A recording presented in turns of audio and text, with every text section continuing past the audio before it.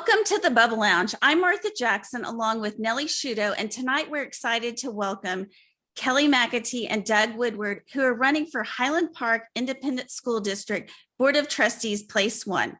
We're going to ask the candidates a series of questions that were submitted by you, our audience, and they're going to have 3 minutes to respond to each question. We have a lot of questions to get through, and time is going to be strictly monitored, and we want to make sure that we get through all the questions. So let's get going. First up, we have Kelli Macatee. Welcome, Kelli. Thank you. Can you introduce yourself? Give us a little background on your life here in UP, how long you have lived here, how many kids you have in Hpisd, and also your professional background. Yes. So my family moved to Highland Park from Odessa, which is where I was born, when I was 5. So I've been here since I was 5. I went to Armstrong and the middle school, which is now a field, yes. And graduated from Highland Park High School, went to the University of Georgia, and then came back. I tried to live anywhere but here. I was ready to go out and conquer the world. And I tried to live in DC or Chicago and just Atlanta. None of the opportunities were opening. And so my mom, very wise, said, why don't you just come back to Dallas, give me a year, and then you can stabilize and then go out from there. And then within that year, I met my husband, and that was all she wrote. So I got married in 2004 to Mark Macatee. We grew up 2 streets from one another. I was on Shenandoah Golf, and he was at the dead end of Potomac off of Fairfield. I used to get into the creek by his house. That was how you could get down into the creek, which is kind of gross these days. And, he was 18 when I was 8, so we didn't really cross paths. That's right. And then after getting married, I went to graduate school and I got a master's in clinical psychology, where I focused on the convergence of brain health, personality theory, and family systems. It is one of my passions. I absolutely love it. I almost went into research or industrial organizational psychology. Those were the 2 that I really loved. And for some reason, just no doors were opening. And for research, especially when I really got a look under the hood, I learned that once you start rising in the ranks, it really becomes more about politics and not the research. And it becomes about fundraising and, but I learned so much how to assimilate information quickly and make sense of it. I'm able to quickly read research studies and know what the key words are and kind of go, okay, we need to look into that. Look at it from all angles. I understand research design, so I'm able to, this COVID stuff has been really interesting for me. It's been right in my bailiwick. I've understood the research studies and how to ask the right questions and how to know which studies are kind of a little bogus. And those actually are rooted. How many kids do you have in Hpisd? Say again? How many kids do you have in Hpisd? I have a 5th grader. I have my miracle baby, Jordan Macatee. My husband and I struggled with horrible infertility. It was pretty wretched, but we are really thankful to have our miracle baby, Jordan. She's in the 5th grade at the middle school and loves it. That's awesome. And Doug, I want to ask you the same question. Sure. Tell us about your background, your life here in UP, how long have you lived here, how many kids in Hpisd, and your professional background. Yeah, so I was born and raised in New Jersey, just a few blocks off the ocean. So I grew up as a beach kid. I did my undergrad at University of Kentucky.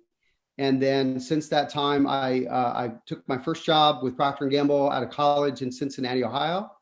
And then I went to Florida, and I worked down in Florida for about 8 years. With Walt Disney. So I worked for Walt Disney Attractions for a number of years before I ended up coming here. So I came to Dallas in 1999. So it's been about 22 years, and moved into the Park Cities a few years after that when we had kids. So I have a son who's a junior in high school. I have a daughter who's a freshman. So both now are nearing the end of their time at HP. They went through UP MIS, middle school, all the way through. So they've had quite an adventure. My son plays football and is in Lads and Lassies. My daughter is a fierce field hockey and soon to be lacrosse player. So they both kind of found their niche and have both been real active. Professionally, I mentioned I started my career with Procter & Gamble, and I've been in that consumer goods area for a number of years. Here in Dallas, 7-Eleven brought me here. I worked with 7-Eleven for a number of years when it was at City Place. And then since that time, I've worked for Pepsi, for Miller Coors from a beer perspective, for Dean Foods, a dairy. And now I work for a company called Crossmark, which is a uber large sales and marketing agency in that consumer goods space. Big campus in Plano, where my office is, that I haven't seen in almost a year, pretty much. So we have 30,000 employees around the country. So work as a VP of strategy and operations, and it's been a great experience. I have a feeling all of us know a lot of the same people. Everything you both brought up, I'm like, I know this, I know that, I know people there, Well, if nothing else, we get lessons and lessons about what a small world it is. It's pretty amazing. Well, I know you both have done a lot of volunteering within our school systems. And Kelly, can you just walk us through some of the things you've done to volunteer with our schools? Yes. So obviously my service in the school district started at 5, and I've been loving this community and working in all facets. So a lot of my volunteer work so far has been with the littles, because I have a little, so that's been really special for me, especially being back at Armstrong, which is where I went. And I like to be on campus as much as possible. I like to be with the kids. I like to be with the staff and with the teachers. And so my volunteer work for the district specifically has been, cafeteria. Of course, they make it sound like we can't feed our kids, because there aren't enough volunteers for cafeteria. And that seems pretty important to me, that we feed our kids. And so I have loved doing that, and the day chair and room mom. If you've ever been a room parent, you know that is pretty time intensive, which is really, really fun. You get to know the parents and the teacher and the kids and all of that. So garden, and all this, of course, is on my website, garden, room parent, field day, career day, parent reader. A lot of my stuff has been centered around the little kids, because I have a little kid. Mm-hmm. Well, Doug, tell us what you've done to volunteer with the school system. Yeah, like Kelly, when my kids were in elementary school, I did every imaginable volunteer project I could through the Dad's Club or whatever. I read in classrooms, worked field days, carnivals, chaperones for trips, worked in the cafeteria. The funnest part was serving them ice cream right on a Friday. That was the best part of working in the cafeterias. So I did all that. As my kids went to the middle school, I got more involved specifically in the drama committee. My oldest son was interested in drama and choir, and was in the school play starting in the 5th grade. So I volunteered on drama committee, got involved in that, and soon found myself building large sets for the middle school musical plays, which was something that lasted for 6 years. So after he was gone, I still did that for another couple of years. And it was a great experience. From a district perspective, I think most of you know I was tapped to serve on the boundary rezoning committee, which I was probably pretty naive, because I thought that was going to be very analytical about data and enrollment and traffic patterns. And it, of course, was a major thing within the community, a lot of parental passion and involvement and suggestions and all sorts of things that go along with that. So that led me into where I am today. I also served with the Education Foundation for the last couple of years. I'm on the scholarship committee. And in fact, I have a few more to do before the midnight deadline tonight. And I'm also on the finance committee for the foundation. Other than that, I've also served in the city, been through Leadership UP, served on a couple of citizen communities there, including the public safety committee at some point, now on retail advisory. So I've kind of made my rounds in all the different volunteer activities and found my way to get involved. So moving on, Kelly, there are so many ways both of you have done so much to volunteer. obviously. So there's so many ways to get involved. What made you decide to run for school board? That is a great question. And I love that question because my heart really is to serve. So I'm a small business owner and I've got very high level strategy skills. And I've worked and I have volunteered in very high level leadership positions in all sorts of various places in the city, on boards, and serving in all sorts of areas. And I'm in real estate. So I am out there pounding the pavement every single day. And so, as much as I do love to be in the cafeteria, and I will continue to do that, I've got a unique convergence of skills and knowledge and ability with my background in clinical psychology, with my expertise in the real estate industry, and able to negotiate and bring people together and build a bridge and bring some fresh energy. And I know this town like the back of my hand. Doug, I could have told you that role ain't gonna be analytical. Not in this town, it didn't. So the people are what make up the greatness of this town. And we got a lot of chiefs around here, so you've got to know how to work within all of those personalities and let people shine. There's so many gifts in this town and we want those to shine. So I'm running because my husband and I fully believe that my gifts and abilities and my optimism and my fresh eyes and my business acumen and my passion for the district are what we need for right now.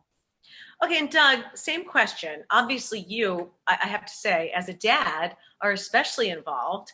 What made you decide to ramp it up and run for board? There's times I ask myself, why did I do this? Because it's been an interesting process. But really, the boundary rezoning work probably pulled me more to the district level a couple of years ago as I started to understand a little bit more of the metrics. So after that boundary rezoning, I did have a couple of board members that suggested that I continue to get more involved. So I've been going to all the board meetings. I started educating myself on how this process worked.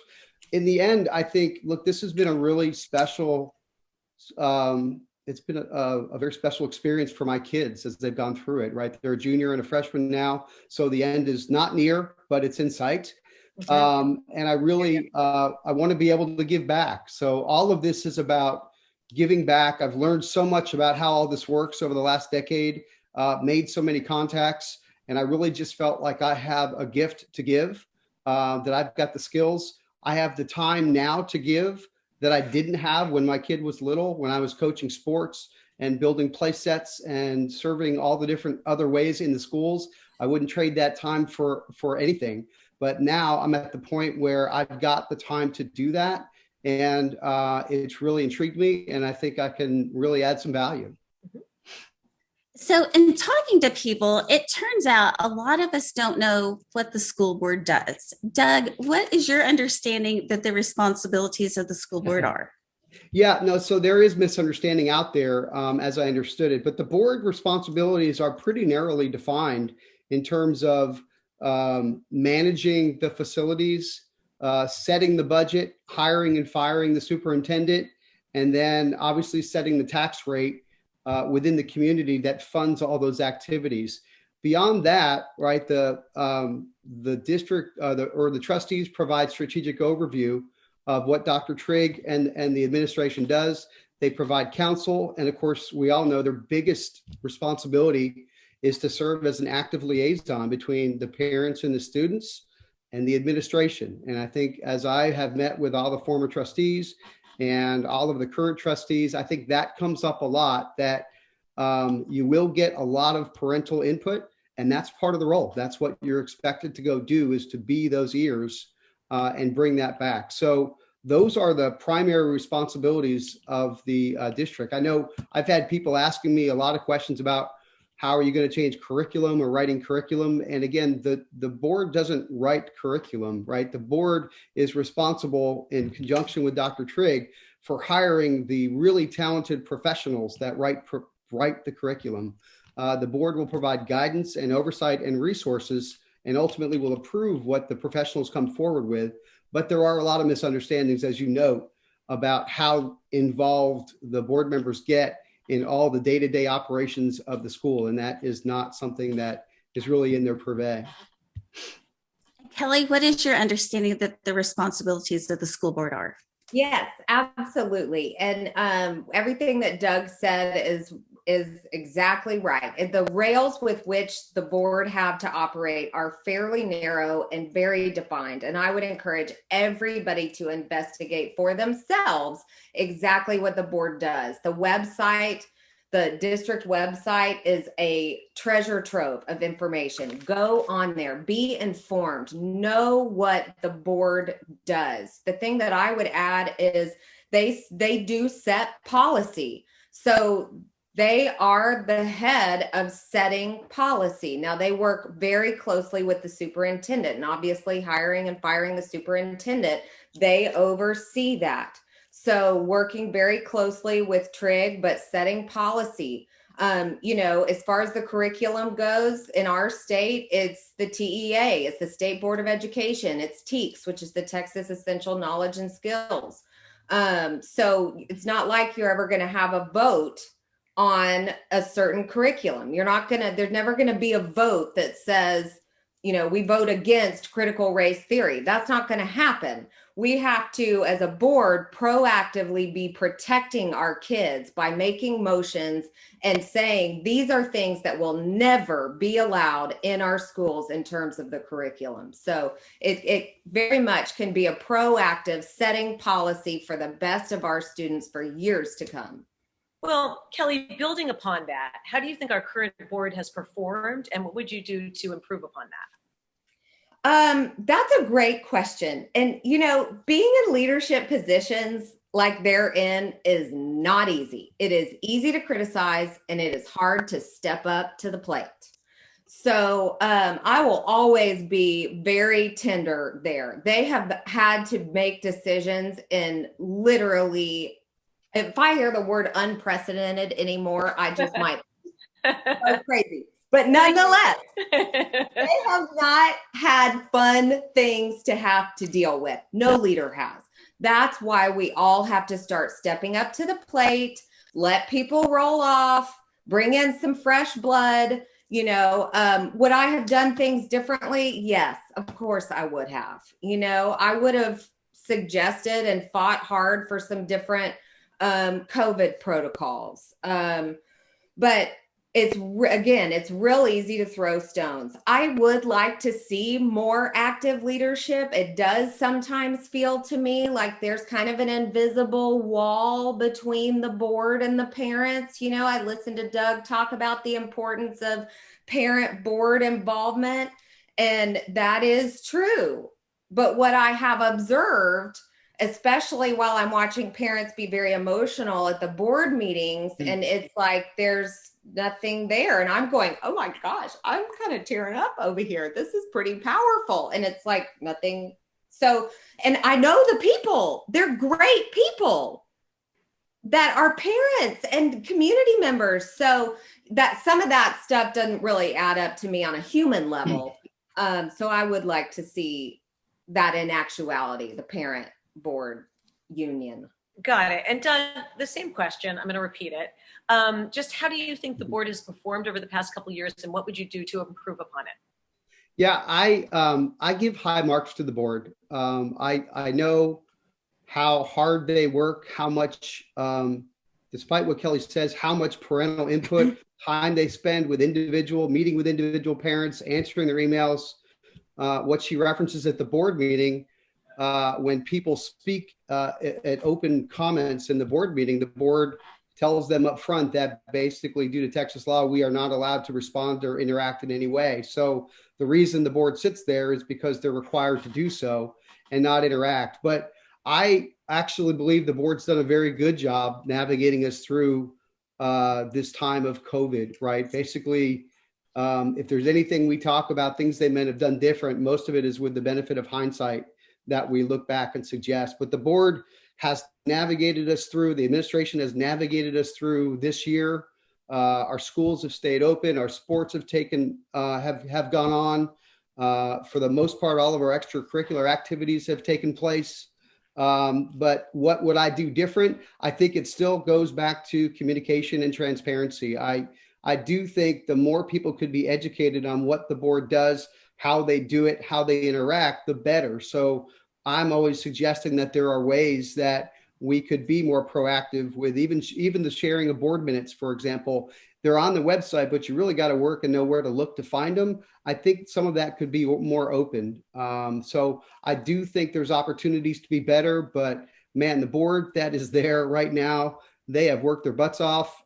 They're dedicated. They put hours and hours and hours of time in each week at no pay.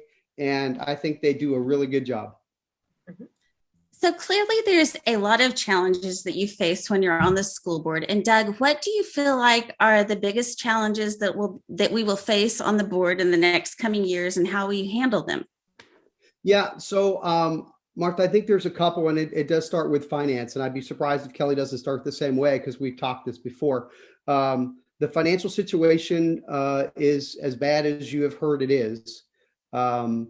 This year, we have $168 million of revenue. We will in turn write a check for $103 million back to the state of Texas. So we have, starting with a budget of about $65 million is really difficult to do with the level of services and extracurricular activities and curriculum, the breadth of curriculum that we want to provide our kids. It's really tough budget to work on. So I think the equation, as we've talked about it, is if you want to do anything more than you're doing today, including pay teachers more, have more courses or innovative type of programs, you either have to raise revenues or you have to lower expenses. And there's really not a lot of place to lower expenses because 85% of our budget is made up of staff and personnel. So really few discretionary levers that you can pull if you're really going to be changing it. So finance is going to continue to be, we're going to have to be really, really creative, really make sure that we're scrubbing the budget and we are very conservative fiscally as we manage that. And then we're going to have to make obviously some priorities and decisions to keep that forward. I'll also throw out that we do have some declines in attendance. I think we've had some leakage in attendance since 2015, which was our high point. And I really think that we've got to get in and find out exactly what are the drivers for that and how do we figure that out, because it does have implications on our funding. Obviously, we get funded from the state based on how many people, how many students we have in place. So there are implications there. And I think there's a little bit more work to do to figure that out. And then the third one I'll throw to you is around mental health, is around understanding exactly what are the challenges that our kids face. There's an ever increasing load on them. And I think we owe it to them to continue to find out. We have one mental health counselor at the high school for 2,200 kids. I do think we can provide more services, more awareness, more training, and make sure that we're really doing right by our kids. So those were the three I'd throw out. Kelly, what do you feel like the biggest challenges will be with the school board in the upcoming years, and how would you handle them? Yes, so absolutely, every single decision in the district hinges on the financing piece. And, when I was growing up here, everybody was freaking out about Robin Hood, and they should have, because it was bad policy. But it wasn't the end of the world, right? We figured it out. It's still not great policy, because I don't know a single person who doesn't want money to go into the districts that need it most. Everybody I know wants that. The problem is it doesn't get there. And there used to be some accountability with the state in terms of what they do with their dollars, and that's not there anymore. So I'm a big believer in accountability. I get it that it sucks sometimes, but it's a good thing.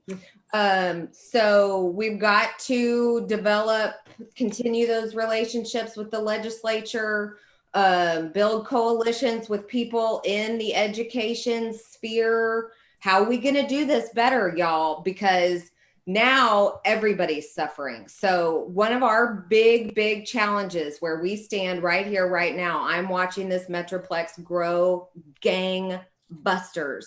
When I was here, we were one of the very few solid stellar public schools in town. Now there are several, you're starting to hear about Lovejoy, you're hearing about Allen, you're hearing about Mansfield, you hear about Argyle, you're hearing about the whole Metroplex. Well, guess what?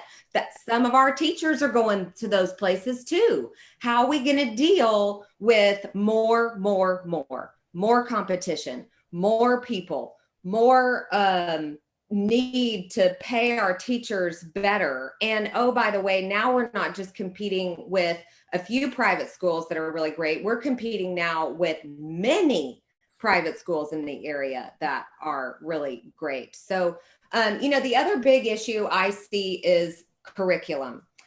And as leaders, we are the leaders of this space, right? And everything that happens in HPISD affects the entire state. And so that means we need to be leading the way. There are some dangerous precedences, and they're subtle, right? They're little. I started researching very deeply the whole critical race theory last year and all of the names that it masquerades under. So we have to be ahead of the game. We have to be 10 steps ahead. We cannot be reactive. We have to be proactive and protect the minds of the next generation. Well, okay, so building upon that again, I noticed HPISD is very much known for helping special needs children. How do you feel HPISD, Kelly, is doing in regards to supporting children with special needs, and what would you do to improve upon that? So that's a pretty special department. And when you talk to parents, I could tear up here talking about this. When you talk to parents who were really struggling with their children, and then they go to Armstrong or UP, or they get plugged into whatever school it is that they specifically need, and then they watch their child start to flourish, you've changed people's lives.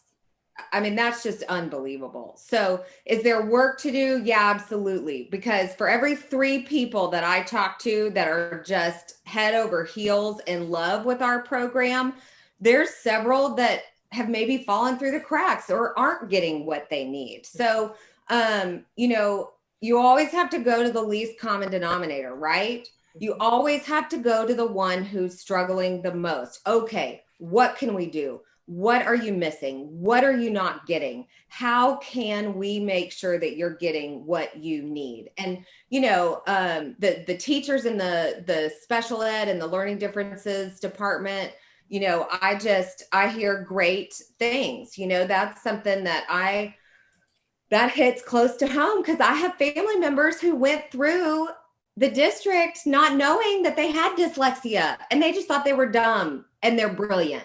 We need those minds. Those are the minds that think outside the box. Those are the minds that maybe solve complex societal issues because they see things differently. So that passion comes out of my brain health and brain study stuff, because you learn how the different minds work and how they see things and how they process. And that's fun. That's exciting. So I would like to see the district kind of champion some of those causes. And Doug, the same question. How do you think HPISD is doing in regards to supporting children with special needs, and what would you do to improve upon it? Yeah, so my learning on this is that HPISD has a very strong, well-known program for special programs. So they have provided, I think, a great deal of services. But the thing I guess that I'm becoming more and more aware of as I've gotten into this and met with PCLDA and DDPC and the parents associated with that, is there is just a very, very wide gap between what I hear from the administration and all the accolades and services that we provide, and speaking with so many families who seem to have so much difficulty navigating the complex system to get the individualized services that their children need. So I don't know that I have a tremendous amount of answers on that, other than to say that it is, there's something that needs a good bit more study and time put into it, because it's just the thing I guess that bothers me is any discussion that somehow if the special programs, families are not getting what they need for their kids, that they should just feel free to go to Shelton or some other school and get it taken care of there. And I just know that is not how we should be looking at it as a district. I think we tout a legacy of excellence, and I think that excellence needs to spread to all families, right? So every child, regardless of mainstream or special programs or whatever, I do believe that they should expect the same level of excellence. So I don't know that I've got a great answer for you, and I hope that's okay. But I do know that it needs to be a lot more focus put on how do we take care of those families better than we're taking care of them today. Well, guys, we've covered quite a bit of ground tonight in a short period of time. And Doug, I want to know if there's anything that we have, any topics that we haven't addressed that you would like to cover. And just a reminder to stick with your own platform and not your opponents. Yeah, no, I mean, I think the thing that I want everybody to take away from me is just that I have been working and preparing towards this role, whether I knew it or not, for a number of different years. I have done in-school service. I've done committee level service in the schools. I've done district level committees in service. I have built all the relationships throughout all those pieces of volunteer work. I've done work with the city. I've done work with the foundation.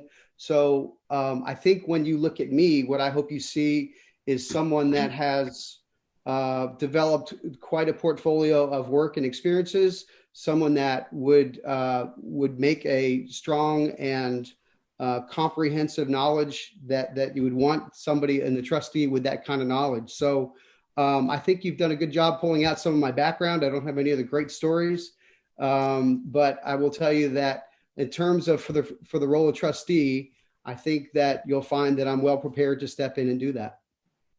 And Kelly, what about you? Is there any topics we haven't covered that you would like to address? And then just again, to stick with your own platform. Yeah, this has been really great. Thank you all so much for what you do for the community. I think I would just, talk about being a small business owner and a mom and a wife. And I'm in the trenches with everybody else, out there living and working, and we all want the same things, right? And so I feel like there is more unity than maybe sometimes it feels like in our community. We all want the same things. And so I want to start telling stories of triumph. I want to be positive. I want to that energy is so much better than being constantly in the drudges, because what you feed is what grows. And so I want to feed the stories of triumph through this town, because they're remarkable. They are unbelievable. And educating the next generation should be fun and exciting. And we should all be participating in that. The Academy for Lifelong Learning, when I saw that come along, I'm like, oh my gosh, that's genius. Somebody came up with that so that everybody could participate. We are, as humans, designed to be lifelong learners. And if we can, foster that as a community, then we can be a really bright light in a dark world. And that is exciting to me. We need that. We need that kind of positive energy. And that's what I bring to the table.